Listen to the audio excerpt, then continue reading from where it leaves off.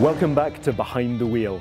In episode 1, Fergus and Ahmed spoke about how closely we work with our community. This time, we thought we'd just show you. We have 8 players visiting the studio for a workshop right now. Let's go see what they're up to.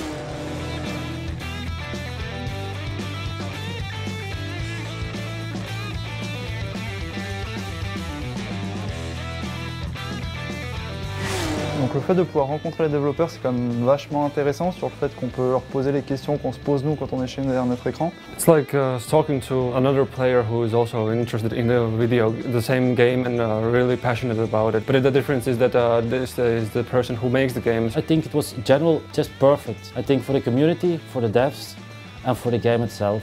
It was cool meeting the players and talking to them face to face and also listening to their feedback. It's also an interesting opportunity to meet them in person, getting to put a face to the forum username. Hi, my name is Jeremy and I'm a consumer and market knowledge analyst here at Ubisoft Ivory Tower. My job is to interact with players through surveys, discussion groups and of course community workshops. Our goal this week with our community members is to discuss the state of the game and understand the expectations for The Crew 2. We are having very interesting work sessions where players are discussing with the development team and sharing their ideas for the future of the game. I'm Lucas, User Research Project Manager here at Ivory Tower. One of my jobs on The Crew 2 was to organize user test sessions all along the development of the game. We invited players to come here in this dedicated room in order to test all the aspects of the game as soon as they were ready to.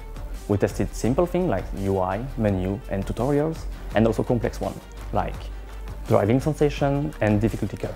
User test sessions are for us one of the best ways to gather feedback from our community. It helps us to see what player lacks and what needs to be improved. It helps us also to see what works and what needs more polish.